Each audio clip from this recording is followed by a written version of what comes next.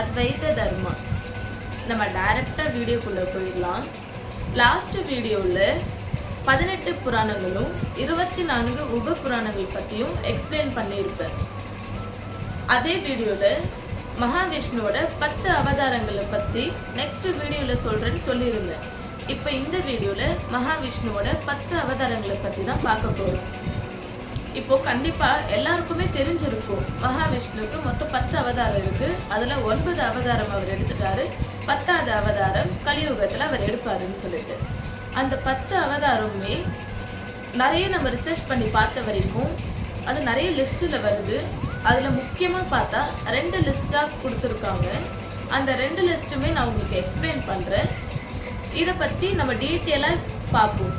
அதுக்கப்புறம் அடுத்தடுத்த வீடியோஸ்ன்னு சொல்லிட்டு ஒரு அவதாரத்தை பத்தி எதுக்காக அந்த அவதாரம் எடுத்தாருன்னு சொல்லிட்டு ஒரு டீட்டெயிலா நம்ம ஒரு வீடியோல பார்ப்போம்.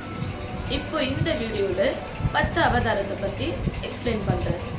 முதல் அவதாரம் மச்ச அவதாரம், அதாவது மீன் அவதாரம். 2வது அவதாரம் கூர்ம அவதாரம். 3rd வராக அவதாரம். 4th நரசிம்ம அவதாரம். 5th வாமன அவதாரம். 6th பரசுராம அவதாரம். 7th ராமன் அவதாரம். 8th பலராமன் அவதாரம். 9th ஸ்ரீ கிருஷ்ண அவதாரம். 10th கல்கி அவதாரம். இது ஒரு லிஸ்டா கொடுத்துருக்காங்க. இப்போ இன்னொரு லிஸ்ட்ல இது அப்படியே கொஞ்சம் சேஞ்ச் ஆகுது. அது ஒண்ணும் இல்லைங்க, பலராம அவதாரம்ன்றது அது கிடையாதுன்ற மாதிரி சொல்றாங்க. பட் எல்லாமே நமக்கு ஒருத்தவங்க ஒன்று சொல்றது தானே ஸ்டோரி, அதுதானே புராணங்களும் இருக்கு. இப்போ புராணங்கள்ன்றது நிறைய எழுதியிருப்பாங்க.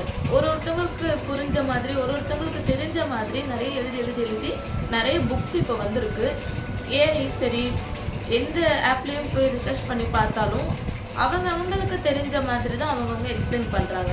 பட் இந்த 2 லிஸ்ட் இப்போ நான் சொல்றது மோஸ்ட்லி எல்லாருக்கும் தெரிஞ்சிருக்கும்னு நினைக்கிறேன். 2வது லிஸ்ட்ல 8th வர பலராமன் அவதாரம் கிடையாதுன்னு சொல்றாங்க. 8th ஸ்ரீ கிருஷ்ணர் அவதாரம் எடுத்ததா சொல்லிட்டு இருக்காங்க. 9th புத்த அவதாரம் இருக்குன்ற மாதிரி தான் ஸ்டோரி இருக்கு.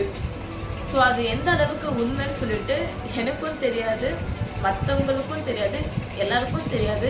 ஸோ அதனால தான் நான் ஒரு வீடியோலேயே சொல்லியிருப்பேன், நான் மோஸ்ட்லி முடிஞ்ச வரைக்கும் 99% ட்ரூத் சொல்கிறதுக்காக ட்ரை பண்ணுறேன்னு சொல்லியிருந்தேன்.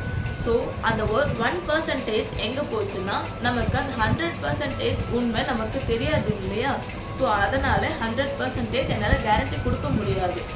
நான் கேள்விப்பட்ட வரைக்கும், நான் ரிசர்ச் பண்ணி பார்த்த வரைக்கும் இந்த 2 லிஸ்ட் எனக்கு கிடைச்சிருக்கு. ஸோ இந்த 2 லிஸ்ட்டு நான் உங்களுக்கு எக்ஸ்பிளைன் பண்ணியிருக்கேன். இந்த 2 லிஸ்ட்டில் ஏதாச்சும் உங்களுக்கு தெரிஞ்சது இருந்துச்சுன்னா கண்டிப்பாக சொல்லுங்கள். அது ஒன்றும் இல்லைங்க, இப்போது கிருஷ்ண அவதாரம் நம்ம ஃபர்ஸ்ட் லிஸ்ட்டில் 9th பார்த்தோம்.